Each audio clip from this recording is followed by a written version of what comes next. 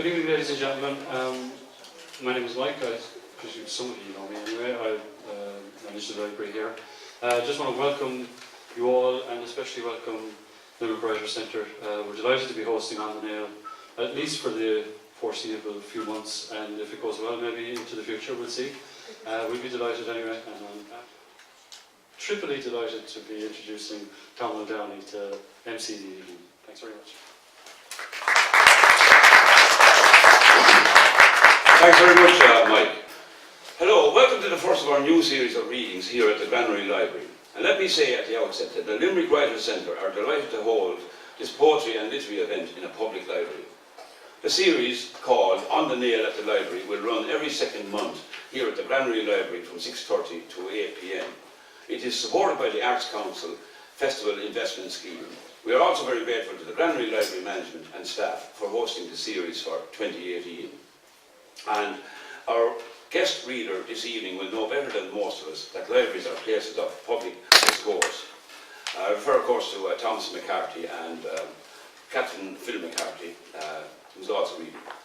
I would like to remind you that there will be a limited open mic after the guests have finished reading. Anyone reading, please remember, it is one poem or one short piece of prose. I would also like to point out that the reading is being broadcast live on Facebook, so discretion is required when speaking to the mic. Returning to the subjects of libraries, Tom McCarthy worked for many years as a librarian at Cork City Library, and Tom has written eloquently about the public spaces and about poetry. This is Tom McCarthy remembering one of his early experiences in a public library. It is a winter's afternoon in the late 60s. The noise of the garage and the sound of children comes through the library windows and even the walls, but the noise doesn't disturb either Mrs. Bulger, who is the local librarian, or me. The fire is lighting in the lending section, and I have in my hand the first full poetry collection I will ever read, Richard Murphy's beautiful Sailing to Ireland, a hardback from Favour and Favour. Mrs. Bulger has just broken a regulation. I can borrow an adult's book on a child's ticket. And in the small branch library in Cappoquin, Mrs. Bulger and I have engaged in a loose kind of poetry workshop. And Tom continues, there is no earthly reason, none whatsoever, why a user should ever feel unwelcome in the open, democratic, non-judgmental space that is the library lending section. I'll never forget how welcome I felt in that public space in Cappoquin. In these days when public library spaces are under threat for all sorts of strange thinking, I think it is very appropriate that we should quote Tom McCarthy's piece about the values of public spaces. It is also appropriate to quote his piece this evening because it honours one of our great poets, Richard Murphy, who passed away very recently. Captain Phil MacCarthy is also a writer whose formative experience of books was the result of a library. When as a child, the mobile library would visit Crecora, County Limerick. Here she discovered the joys of reading, which led eventually to a career as a poet and writer. She worked very closely with the library in North Dublin, where she was writer in residence, and she also held workshops in creative writing there. A writer concerned with both the craft and the content of poetry, her experience of working closely with the library has helped her see how a sense of community can be developed and nurtured. She has been described as one of a new breed of self-confident female poets who are ready to rewrite the story of Irish women and redefine and explore female identity. Ladies and gentlemen, Captain Phil MacCarthy.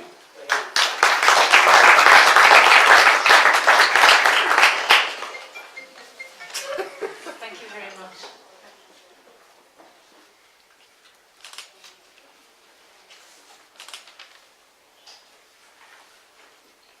Familiar.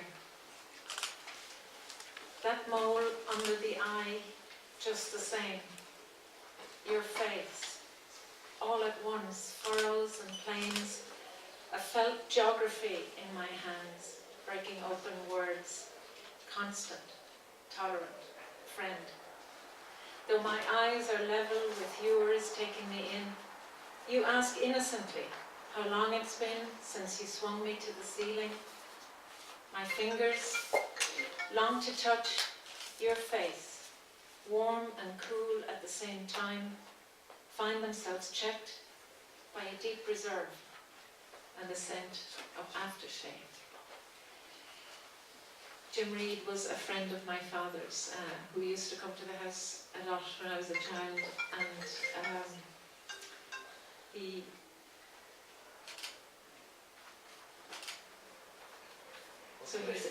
he was a regular visitor, and I remember meeting him at my father's funeral, and his greeting to me was, "Were you the small fat one?" And yeah, of him there will be more later on. Wheatfield, as if you were a Fitzgibbon taking me over the home place. Silk waistcoat made you a gentleman, pointing out the lodge, the loyal gardener. And round the back one summer evening we stood in an empty stable, looking past cultivated fields for horses grazing in pairs and threes. Underfoot, the gravelled yard carried us all the way to the road gate, through sea-green fields of wheat, deep enough to ripen, green enough to make love in.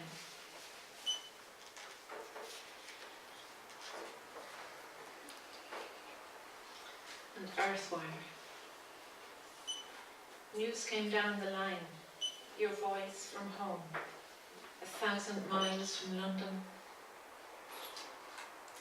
Everything important up to then, like who I loved or hated, what show to see, which dress to wear, or how my voice sounded in his ear, froze into the March evening shadows, where I stood with the black receiver numb against my chin, looking into darkness and struggling to hold your warm accented idiom, saying who I was and where I came from, down to field and stream. No matter how far I'd gone, rooting me like lightning. I think we've all been at the end of a telephone when we've got news that we mightn't, that we wish we hadn't. I'm going to keep going with some new poems, and I grew up in a vibrant house in Limerick, and want to begin with a couple of poems that evoke that place. And in 2013, for a couple of months, I had a residency at the Cultural Centre in Paris. And ever since I was 13 or 14, I've had a very strong sense of wanting to get away from County Limerick and wanting to be in another world. To find the real world is what I've been in search of ever since. And every time I go, this is the kind of thing that happens. Singer. A long rue lacépède, a window, and shoes and leather belts. Inside the door hangs the rich odour. A man at a counter lays aside his work, displays shoes he makes himself for dancing, classical jazz. Pelure is the word that he suggests, offering to fit a waist. I think of live calves. Vellum, the Book of Kells. My father choosing a bellyband for a horse at Carews, William Street, and new winkers for the mayor. Their tools are clipped on a wall.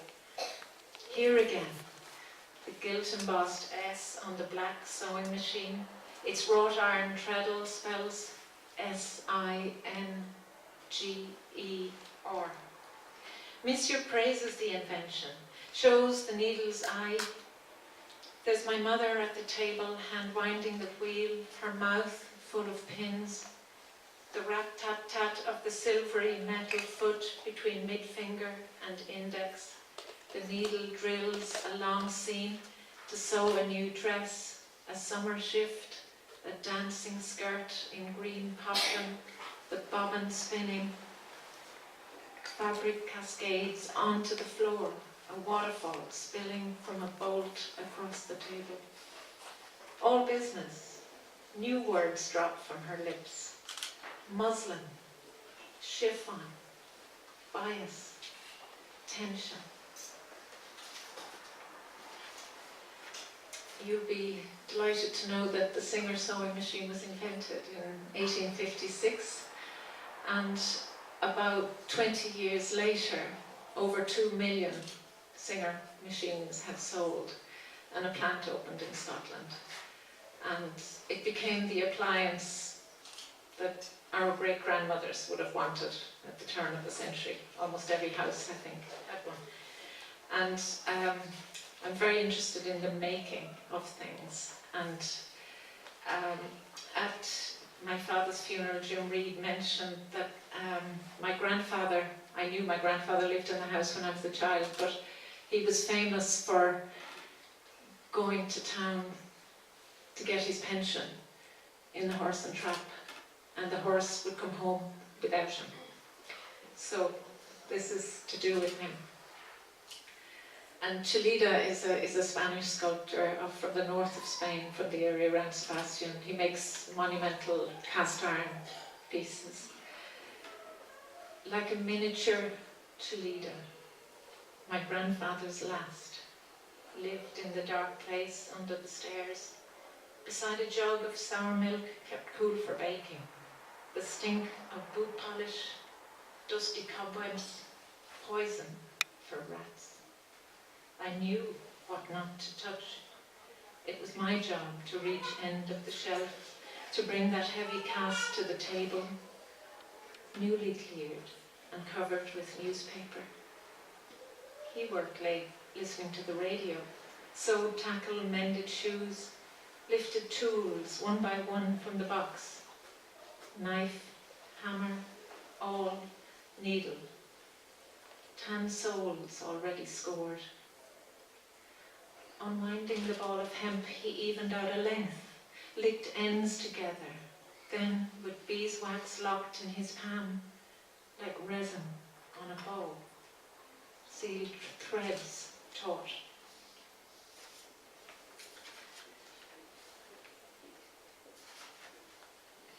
I got a present of a sweater, an Aran sweater, when I was about 11, and it came from Peru.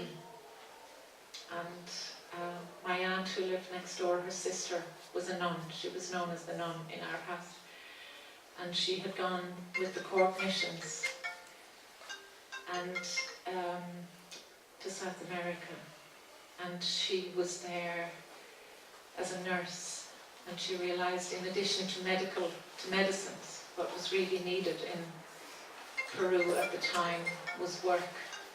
So she set up a knitting project, and I think it was interesting because I guess it was the beginning of, I think, Aran sweaters going global. This is coral. An Aran sweater in deep coral. Wool was kitten fur at my fingertips. Alpaca.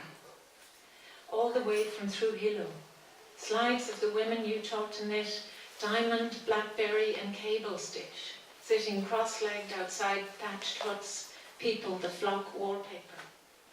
Sweaters hung on lines, strung across the back of a truck en route to Sears. Past rows of sand-coloured barrios in Lima were luxuries sold to American tourists. There's nowhere so poor in Ireland. I looked in awe at Aran in blood orange pink, normally heavy and rough to my skin, magically tamed, raglan sleeved, rib-necked, fine turned cuffs. My mother praised the hand of a beautiful even knitter with just the right tension. I hugged it to my chest, vowed one day I'd visit Cusco, Machu Picchu, hot springs of the Inca, take the long journey west, a stowaway, the single file, airless passage through Panama. And we're coming back across the Atlantic again to Cantabria. And I was there a couple of summers ago and visiting caves, and the discovery in the late 19th century of cave drawings and carvings was initially very controversial because they're carbon dated from 20,000 years ago, when humans were not meant to have imagination or to be able to represent, to have representation. And of course, the finding disproves both. This is Venus. Venus del Pendo from the Museo de Prehistoria Santander. Whose hands carved from the antler of a deer a female figure? Was it even then a metaphor? Maybe just killing time waiting for the birth of a child. The upward curve of her shoulder offers an absence. No head and face, body open to the skies, as if the maker ran out of space, or was called away. Other business, a forest hunt, past ash and elm that moonlit night. The work fell between cracks, lost in darkness for eons under a landslide. Their tribes once gathered to sing out the long winter nights. Bits of flint, bone tools, arrowheads came to light inside a cave deep as an underground chapel. Became clues for a man on his knees with scalpel, digging by the glow of burning oil, who turned in his hands an image that confounds.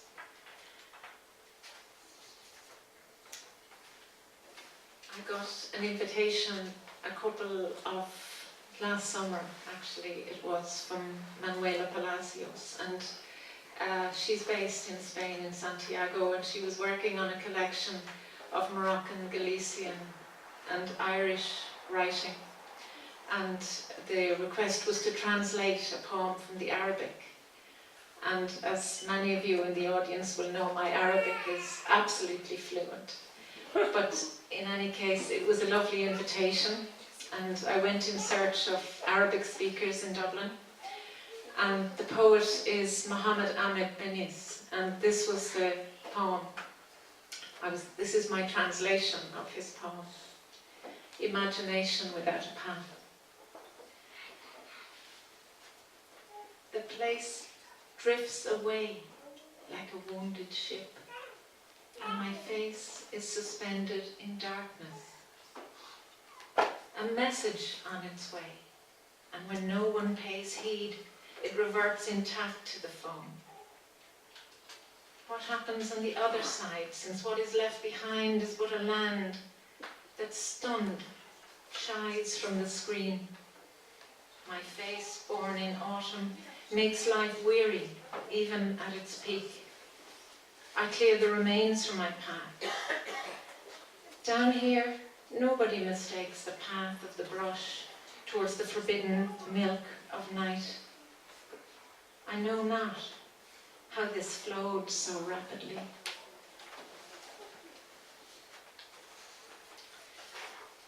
I was thinking of those first lines, the place drifts away like a wounded ship, and my face is suspended in darkness. And the request from Manuela was not only to translate the poem, but to write a poem in response. And I had come across a postcard at the National Library in Dublin of a mother and 3 daughters, and it was from a collection of the East Clare evictions, and a townland called Lisbureen, and the family were the O'Hallorans. And at the time, and we're now in June of 1887, an order had been sent to the 30 houses that were on the Callaghan estate, I think it was, that they should leave. And this is really the story of that family. O'Halloran's Ford. We disappeared into the house, built by our own wit, 2 stories back to the hill, cradled in ash trees, the holding handed down for centuries. Deep inside, stone walls, tongue and groove floors and slated roof. Windows and doors were battened tight with logs, the eastern gable with clay, our peaceful fort ready for storm. All June we were its eyes and ears, drew water from the pump in gallons, filled pots and churns, came and went by a plank through an upstairs window, new door for walking into summer, hay saved in the meadow, bog irises in bloom amid rushes, groves of whitethorn and willow. That morning we woke at dawn with no delay, each to a station. When noise went up along the road, we knew the party was approaching. Down the road, a procession. Bailiffs and horses, soldiers and policemen, a great crowd of onlookers. Dog roses in bloom and wild woodbine, foxgloves shedding their tresses. An hour we held fast against them. As time wore on, loud cheers from those who climbed the ditch and stood on boundary fences grew deafening. In the silence after, I listened to swallows nested in the eaves. Time to take with me moorhens in the callow, flocks of starling making a breeze at dusk in the air above our heads. No living here for many of us. The path was clear from the beginning. In the 1901 census, when I read that story, there were 5 children in the house. The daughters were 16 to 21. The youngest son was 14, and the older one, Frank, came back from America to help out. And in the 1901 census, there was one boy, and the mother left, Patrick. But actually, because they held out the court's award of the family, the estate, well, not the estate, the house, and the holding, and it's still in that family, which is extraordinary. So it's near Scariff, it's on the road between Scariff and Shannon and Ennis.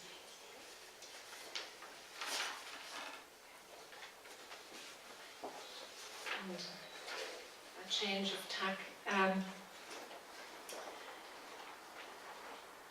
This is Tosca, and I've been interested in the difference between dogs and cats. And a friend in America writing said that Desmond Morris believed that dogs actually identify with humans, so that they surrender something of their dogginess and almost kind of try to become human, whereas cats actually believe that humans are giant cats and they expect us to fit around them, so they like things to be more on their terms. And it's kind of developed my theory of the Anglo-Irish agreement. I think Irish people are probably more like dogs. And anyway, here is Tosca. Sweet words are tidbits to the ginger hide. Fed, she arches neck and spine to his curved hand, croons. Stippled orange fur brushes his palm. Her spine's liquid to his touch. Tail in the air, rising to dance, cat paws need cushions, steep haunches flex. When he moves away, she crouches low, meows him to the door, sits tight, her eyes green to slits. She's aware of each guest, distances in the room between them, shifts of tone, efforts at conversation. Each filament of hair gazes temperature. No one but she allows who comes near. Woe betide one who unasked draws close to where she curls. She'll hiss and spit, sink claws deep in the naked wrist, draw livid blood from scorched flesh.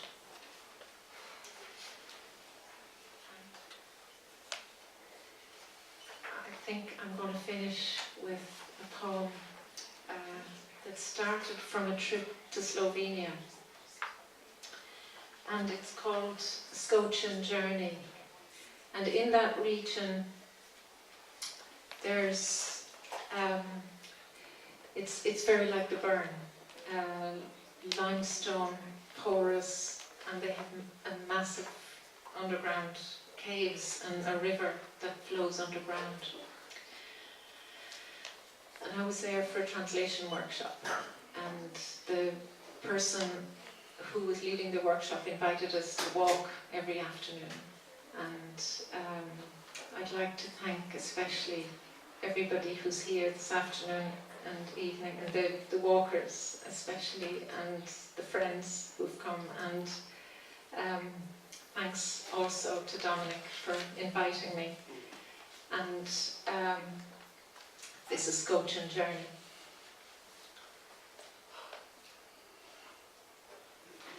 Across the bleached stepping stones, river down to a soundless trickle, lazy pools lukewarm in the shade. We speak of the rains that flooded the canyon last summer, trace the high water mark by driftwood sticks high above our heads, a tangle in branches of a linden, like the nest of some great bird, eagle or peregrine falcon. We've seen riding the thermals in pairs above the cliffs, 4 skyward, circling into Asia, further than the eye could see. Or maybe a crane last glimpsed with fox in the fresco of a tiny church. Black, the magnesium line stains limestone walls way up, so that even now a tumult rages, and we are treading the Reka riverbed, hands loosening our boots, while we float free, water sprites in the chasm of a deep rush, our hair standing on end amidst a melee of drowned debris, branches of morello and plum, berries of wild fruit, stalks of flowering cyclamen, lizard, snake and wolf, all swept past the broken millwheel, through the gorge mouth, down and down through timeless caves, where only this river flows, coursing into the underworld. Thank you very much, and it's a pleasure to read with Tom McCarthy. Thanks.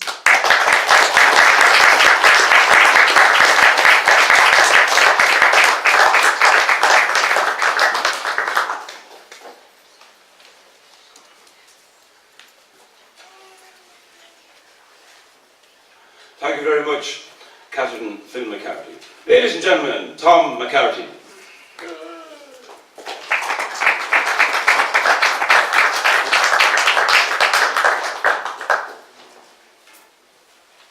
Thank you very much. It's great to be here in Limerick. I think of all of the Limerick connections, not just national but international. I always associated Limerick with the early life of Christopher Isherwood and with the family of the Graveses, Robert Graves and Alfred Percival Graves, how Limerick and its memories enriched their lives.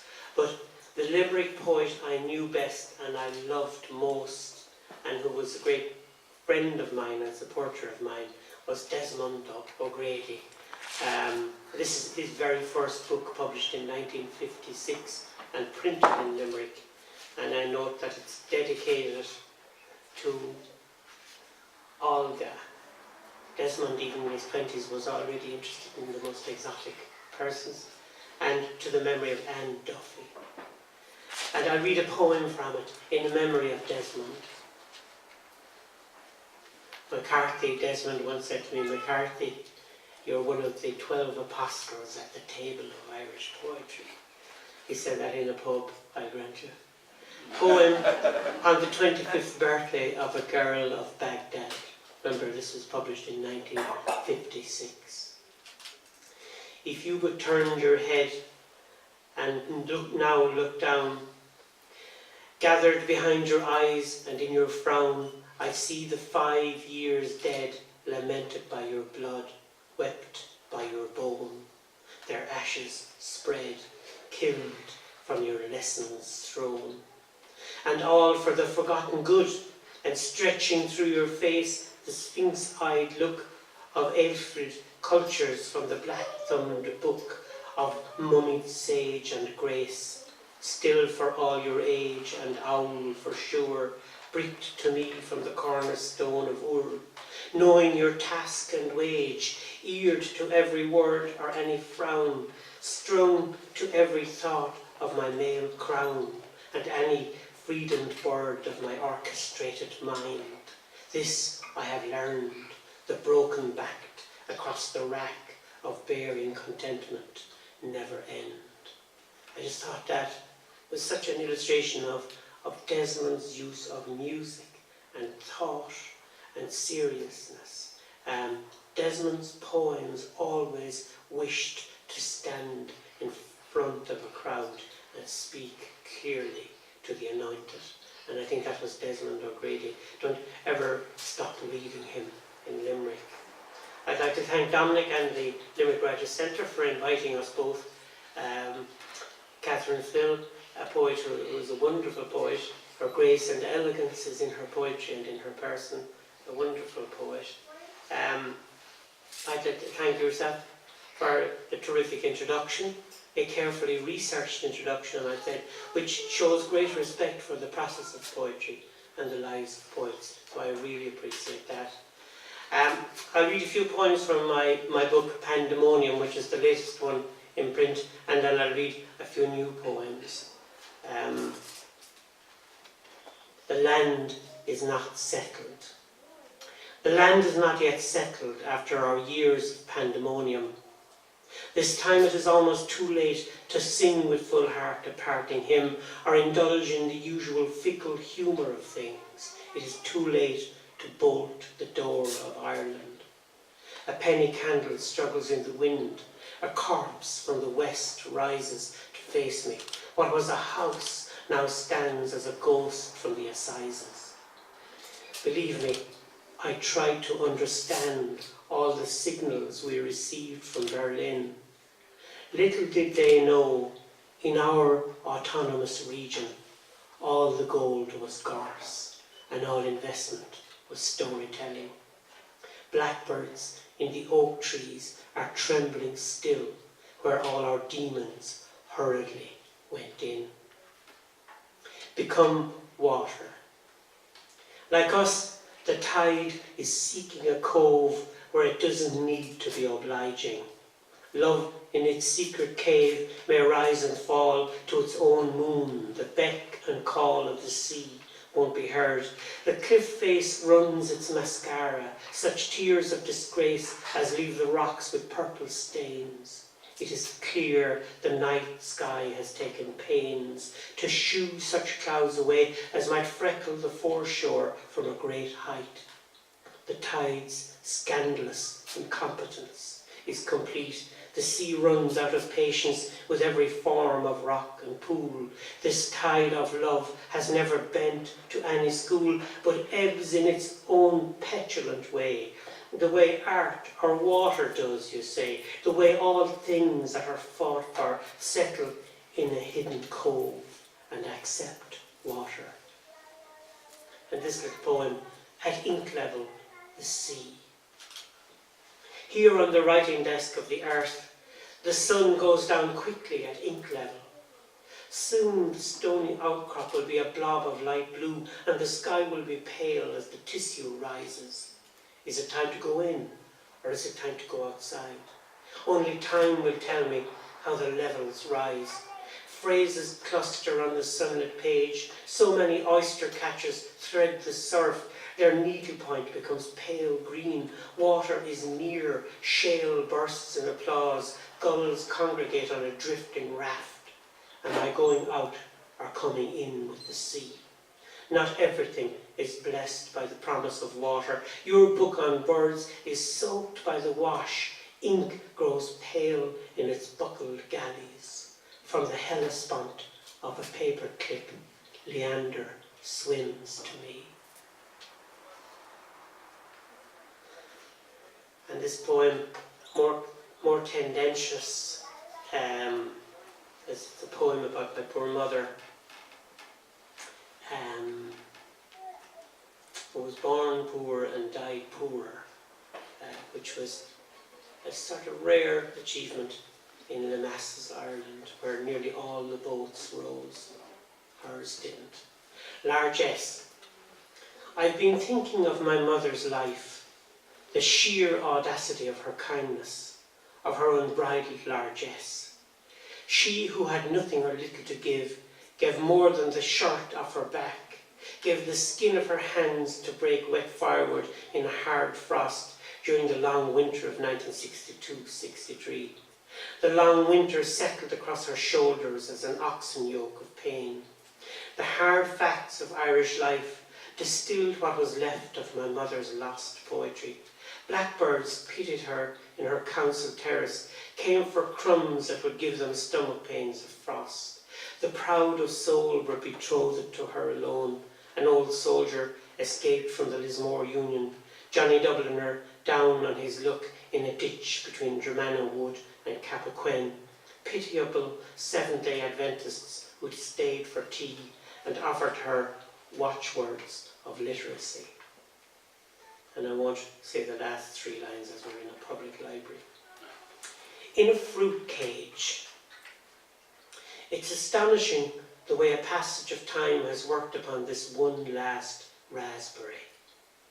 The late surveyor wasps of autumn like me test and measure with their 1,000 eyes the flesh of late aromatic fruit, this one red world of perishable goods, subjected now to a cool, fastidious measurement of insects urgent with signals of survival, in contrast to me, I must admit, myself less troubled by what this globe of fleshly red contains, this wound of colour that stains us both inside my fruit cage. The hours, it seems, turn more slowly inside my own life, and fruit seems not food at all, but something from art, a bleeding metaphor, perhaps, of those fears and desires, of all the efforts of human will that insects lack, all the stained reticence of things that must, yet again, be cut back.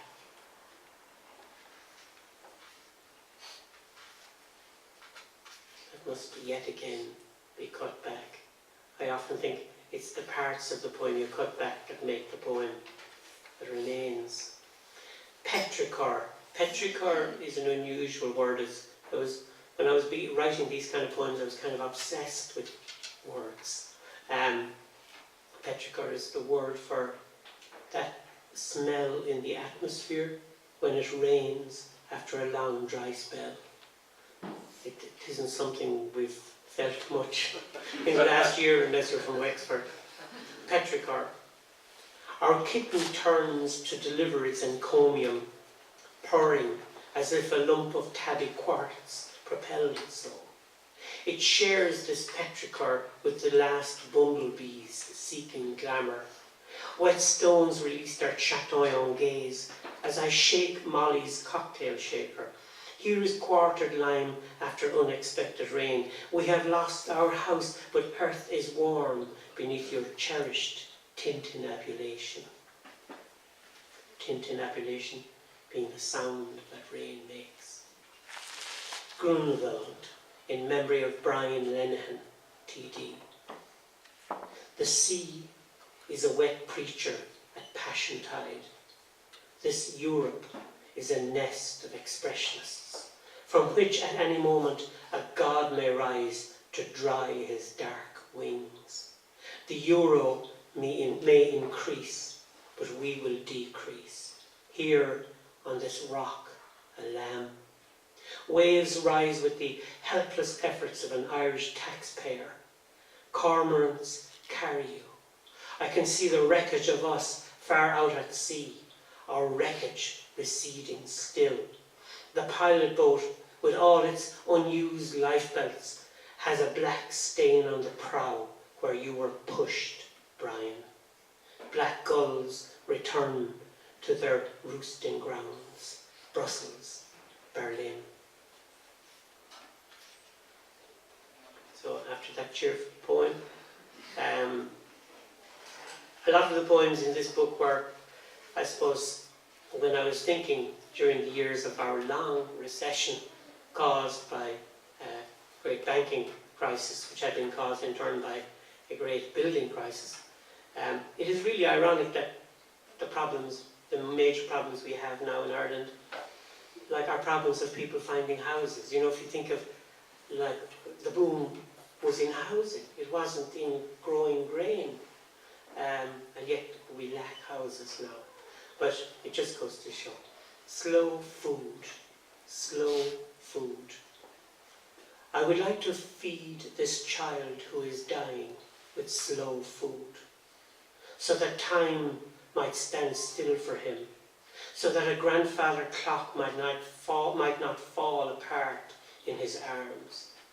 All of the laziness of air in our warm, temperate climate, all the anxious hands of young barristers at this morning's farmers' market, all this complete snobbery of the gut might bear down upon one dying child. Here is my euro, child. Here is the olive oil and the stuffed artichoke. Here is the conscience and the conscience money. They stole my land too. They took my small cottage apart, stone by stone. They surveyed all of us, and we nearly died. I am sending, child, very fast Irish food from my evicted great-grandmother. So those are the poems in Pandemonium, and the tone is kind of like that, pretty angry most of the time, but at least lyrical sometimes. It is one of the great consolations of poetry, that in even expressing our emotions and our angers, we are also sort of irritating the oyster that creates the pearl. This poem, I read some new poems. The Beginning of Colour. This poem was, I think, was in the last year in the June issue of Poetry Chicago. The Beginning of Colour. It's a memory of one of the earliest memories I have of my childhood, of being with my mother at a well, and also of a photograph of us together at a well, which must have been taken in 1957. The Beginning of Colour. These brown discolorations on a faded black and white photograph are not at all like a defect in anything remembered, but rather a kind of crystallization, as Stendhal described it in one of his more eccentric books about love. In truth, my childhood was cast down like a twig into an abandoned salt mine near Salzburg, from where it emerged, of this I'm certain, as something much richer than my own life, a jewelled branch of living history, now retrieved by my mother from the well at Tweetbog Lane. I'll never know who it was, and anyway, why would I want to know who it was, who slid the hard plastic button on one late summer afternoon in 1957, so that not only did a kind of shutter flick open in my head, but the full force of colour saturation hit my brain. The effect was high-speed ectochrome, and life as it now is. That studio of constant poems.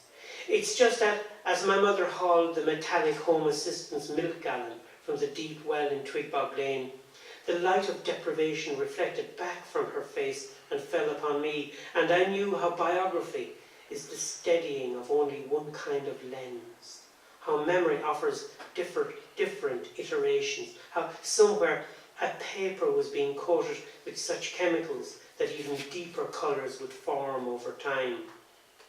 During that summer, a world away, the first international colour salon was organised in Hong Kong. And while restrictions on dollar imports meant that Ireland couldn't reach a speed of 100 ASA, faster colours kept rushing in. There was no holding life back once it swarmed. Biography was ready for colour. Our brains were marked that year for realities more personal, realities brighter than a boxed-in lens. Huge blackwater river rats that gnawed through the doors of our dry toilets in Tweetbog Lane were as ignorant of colour as me, and could not have known that their multi-layered bristles would soon be seen, in more subtle shades of brown. And another poem with my mother in it, both my parents. My mother met my father during the famous grand manoeuvres of the Southern Division one summer during the emergency, which the rest of the world called the Second World War. And my father asked her to go to the pictures with him, which she did, a girl in Dungarvan. The problem, my father said, with bringing my mother to the pictures was she was no sooner sitting down than she had fallen asleep. So it was a waste of time bringing her to the pictures. And my mother loved musicals. Like, she just loved them. Loved Ginger Rogers dancing, Fred Astaire's dancing, and Rita Hayworth. It must be the purpose of movies to make us fall in love. She is pure quality, and you were raised among grasshoppers in a field of corn. A heart of gold, her eyes would be wide enough to trap all the insects within. She may not be open to offers right now, but the lame excuses you give, the foolish way you dance to Jerome Kern and Johnny Mercer's song, even though you are still sitting, the rapturous sway of your soldier's body convinces her that no dreadful wrong can come from this private of the Southern Command who came to Dungarvan after the July divisional exercise. You are Fred Astaire taking Rita Hayworth's hand. Just as the moonlit dance begins and she closes her eyes, my mother I mean, then incredibly credulous and young, who would be fast asleep by the time they took to the floor, who would sleep right through whatever song was sung, so that whether it was Ginger Rogers or Rita wanting more, my young mother would sleep and sleep.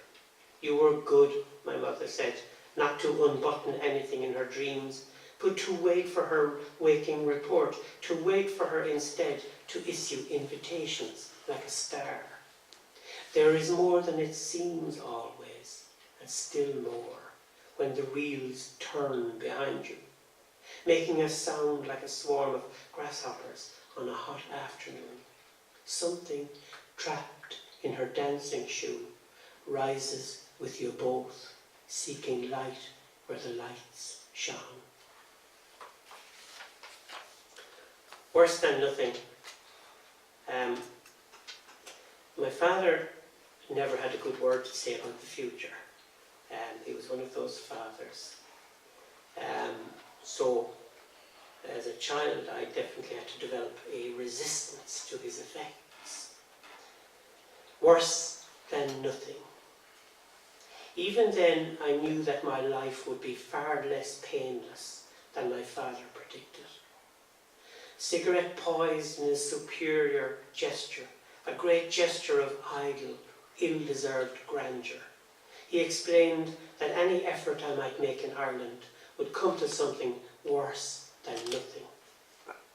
It is this wet November drain and clearing of rotted leaves and cigarette butts that puts him in my mind now, a beautiful cynic for a father who'd laugh at your dreams, who only loved that one Noel Coward song, There Are Bad Times Around the Corner. Not realising, as I did, though a boy, that Noel Coward must have poked at many versions of that before the grey sludge moved, before the song came. Son, husband, father. This is about my wife Catherine, my Catherine, as opposed to Justin's Catherine. Son, husband, father. Naturally, I thought all men were rubbish until life proved otherwise. Here, I would like to write about other roles for men. But this woman who agreed to be my wife is sharpening the blades of a hedge trimmer. I pout by the box hedge while she grinds steel to a cutting gleam. I wish I knew how to do that. But she came into her own as a thrower of knives in a prison art room. And she seemed to have skills beyond her years. What was thrown at all comers was her genius for wrist technique. That she wasn't interested in gender, while I was interested in how to be a man, explains my current peak and my peak over the years. I'm done and dusted with margins, she said, and you are not to think of me as a feminist knife thrower. Why does everything women do need to have some kind of gender dynamic? But I thought of my own souffle on the rise, and my nurturing nature, and the way I had ironed her best white shirt. Her own nature leapt off the page at our very first meeting, and I was hooked, or was I pinned? When at first she said I was a strange son who needed hard editing, I didn't know then that she'd make me a father. Here she comes now, with rasp and file, washers and easing oil, husband maker, father maker. I hand her a ginger beer and a thing I fixed earlier, a paean from the slush pile. Falcons hunting. We have falcons in common, Catherine, Phil and I. Falcons hunting. Imperceptible disturbance there in the gloaming. We raise our eyes to their ghostly presences. A pair of falcons soaring above our windows. See how steady they are in the air together, Earth's most heavenly creatures taking the blue air of early June as we are in the private hours after Whitsun lovemaking. The crumbled sheets of feathery cloud, high as falcons, even higher, are love's unmistakable signature. And these great high creatures, double nibs of life creating a single brushstroke, Chinese calligraphers of a long romance, just bank together and sail into a fresh updraft. The conjugal air they recognise, I'm sure, the sudden, uncalled for uplift that gives it an even higher viewpoint. Such love between falcon and falcon is impossibly human. Last flight. This is about being in Molly Keane's drawing room or sitting room in Ardmore in County Waterford. Molly, who was great friends with all the Astairs, the sisters, and Fred and the mother. That was a lovely little fire screen in Molly's sitting room, which was embroidered by Mrs. Astaire, Fred Astaire's mother, and given to her as a wedding present. And there's actually a white bench outside the door, which was made in Lismore by the blacksmith in Lismore on the orders of Fred Astaire, and was a gift from Fred for Molly's wedding. Anyway, last flight, in memory of Molly Keane. It's a foolish old bird that mistakes an open window for water.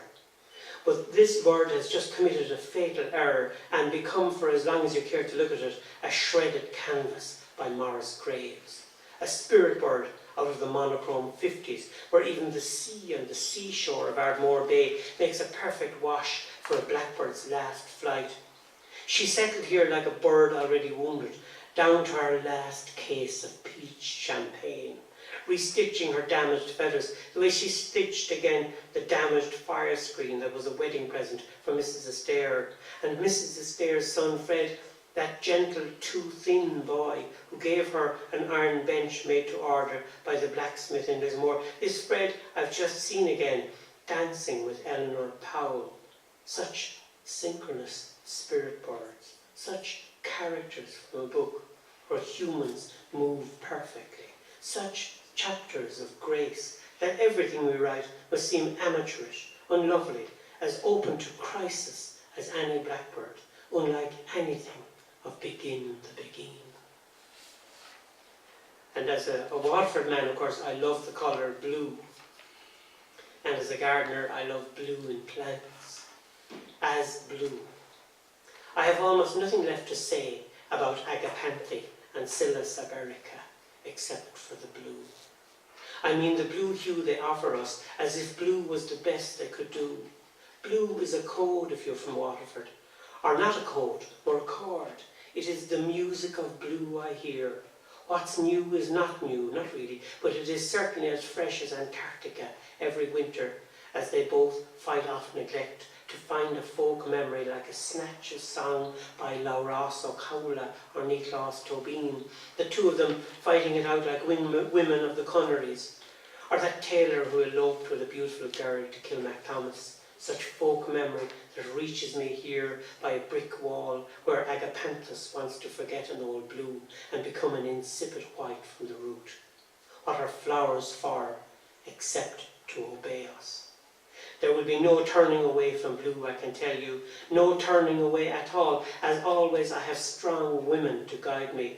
There will be no turning away such women, though I admit that Mrs. C.W. Earle liked the white campandulata in a large pan of saxifrage, with, instead of holes, sharp crocks where bulbs might sit. I hope she wasn't referring to her husband, who'd by now be blue in the face from all the correcting impulses of his gifted wife. As for Mrs. Jekyll, who loved the charms of dog-tooth violet, she saw a suspicion of green beneath blue's other penetrating qualities. True, she loved the rarity of that rare blue. She wouldn't lay down any law against Scylla, though, seeing blue in her woods as a memory of blue. Rebellion. You mentioned chiffon, Kathy. Rebellion. My betters have died for Ireland, but I prefer to remember chiffon. I mean the sheer black chiffon gown that followed Ginger Rogers in the perfect revolution of her body, that time when she ambushed an orchestra. It was her commandante in white tie and tails, that taskmaster and patriot Fred Astaire, who turned and turned as if bullets were heat-seeking and meant for him. But Ginger, in her folds and folds of shimmering black, outclassed everything low caliber, rising like a statue of some outdated deity, turning to molten lead and spilling across the dance floor with entire nations looking on. It should be just for this that young boys die. With my betters looking on, I still wish to choose chiffon, perhaps because I am a poor mother's son, working class and politically ignorant.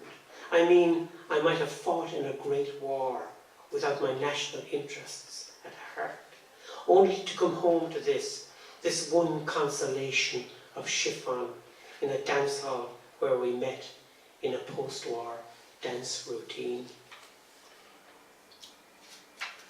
And finally, I'll read this poem.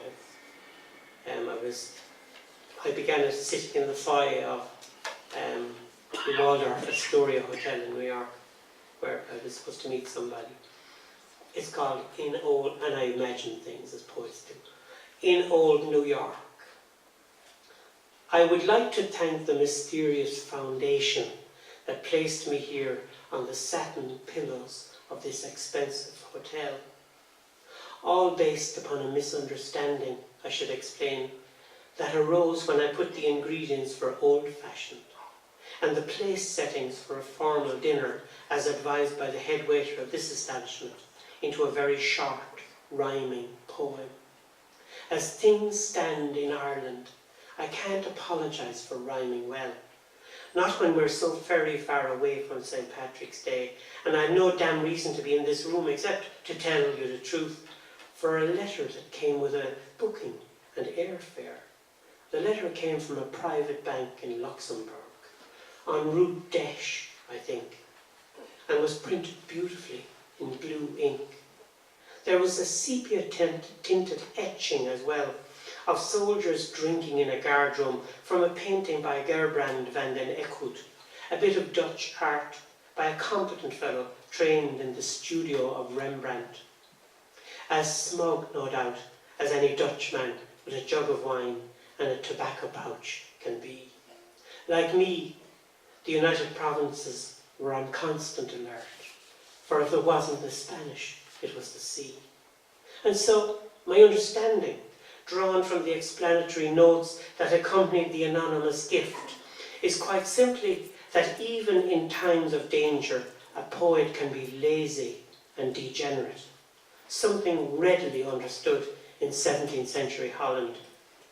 That a gift can be sent to a poet not known outside his native country, and by a secretive foundation that deals only in dreams, is proof, because proof is needed, that nothing is ever as it seems. Thank you very much.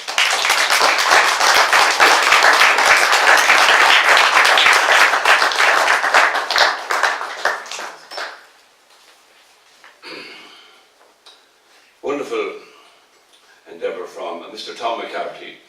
Now we've reached a point where I haven't any instructions from our leader.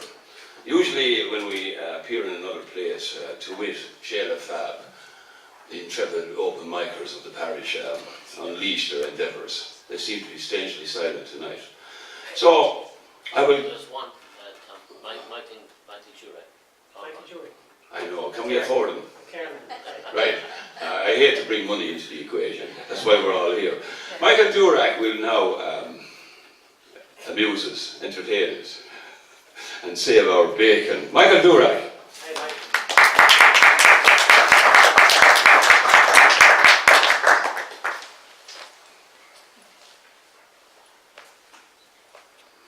I was under the impression that this open mic was going to be oversubscribed and I'd hardly have time to read half a poem, let alone one or two. Your fee took care of that.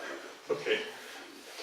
Anyway, I come from a place which has a lot of monuments to the historic past, Killaloo, and I've been writing a bit recently about that past and the transitions from the ancient past, I suppose, and lots of other things in between, to a modern commercial and tourist settlement. So this is one of the shorter poems, or more manageable ones. It's called Stone Throws. Carry a handful of pebbles to the junction of Church Street and Royal Parade, where history's just a stone's throw away. A mere lob finds St. Flannan's oratory, a dink the well of the self-same saint behind the ATM at Allied Irish Bank. A toss ricochets from the 12th century cathedral with its Romanesque doorway and ogham stone.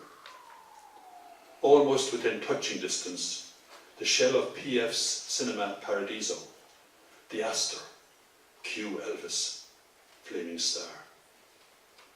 A long slingshot away, or maybe more, but still within an ass's roar, the site of the great Barrow's throne, itself a throne stone from St. Louis Oratory, salvaged from Friars Island in 1930, and rebuilt stone by numbered stone before the deluge of the Shannon scheme. At Royal Parade House, Mrs. Ryan's sweet shop has morphed into Andrew Lofthouse's Ponte Vecchio, a wine store and Italian deli, while overhead from behind pebble-dashed walls, the Munster Music Academy hurls violin and piano notes towards the dance hall that is now Whelan's food store, offering newspapers, whipped cream, boat hire, and a welcome in 18 languages, including Welsh and Portuguese. An external wall carries murals of a Morris Minor 1000, a giant pink ribbon, a chaplin-esque silhouette leaning on a lamppost, and a signpost that reads Roma, 2640 km, at the junction of Church Street and Royal Parade, where history's a stone's throw away. Bring some pebbles, cast the first stone. And Tom was talking about words and exotic words. This poem is about a word that I first heard when I was 14 years of age, and everybody knows it now, but apparently it's from the Arabic originally, imported into the English language via France. Assassin. The word assassin began in 1963, which was time enough for me, between the flight of the third man and our first black and white TV. You know the story. Texas Book Depository, grassy knoll. Oswald, the rifle with telescopic sights. The wounded governor, dying president. Beautiful first lady in this blood-stained suit. Then an assassin assassinated the assassin, who some say was not an assassin at all. and my word depository would never be assassin-free again. And indeed, there had been assassins long before my so-called soon-to-be assassinated assassin, as Caesar, Lincoln, Trotsky, Gandhi would, if they could testify, testify. And there would be more assassins, and near assassins, and would-be assassins, in Memphis, and Cairo, and Rome, and everywhere, all with their sights on bigger fish than me, until a slight assassin in a miniskirt, killer smile and waves in her hair, shot an arrow from a Ferris wheel at a carnival in Tipperary. Bullseye, straight through my unsuspecting heart. And I'll finish with a poem called Crecora of Kildare, October 1999. And it's based on the principle of Heraclitus and the Greeks, that nothing ever stays the same, and you can't step in the same river twice. And I have a fondness for Kildare because I used to visit cousins back in my childhood and early teens up in North Kildare, so travelling through the Curragh was something to be looking forward to. Speeding eastwards, 6 in a jeep, carriageway, power steering, middle age, contemplating the millennium and the Rugby World Cup. Time pauses, rewinds on a Kildare horizon, where sheep prop the skin of an outwashed plain. Sheep of Jacob and Laban, sheep of Bethlehem. Bo Peep's flock, Mary's grown-up lamb, the strayed sheep, the unlost 9 and 90. Sheep to count yourself to sleep by. Sheep through a carriage window, 1961. Child eyes, gallops. Short grass, the Curragh exotic as Sahara or the bush. The jeep counts concrete overpasses where towns like Naas and Newbridge used to be. And the metaphysical murmur infiltrates the small talk and cigarette smoke. You can't drive a jeep through the same grass twice. You cannot regard the same sheep twice. Thank you very much.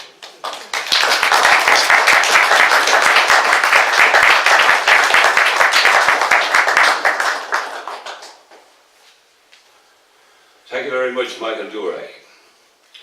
Now, further attractions for those of you of an intellectual or even non-intellectual leaning during this intrepid weekend in Limerick.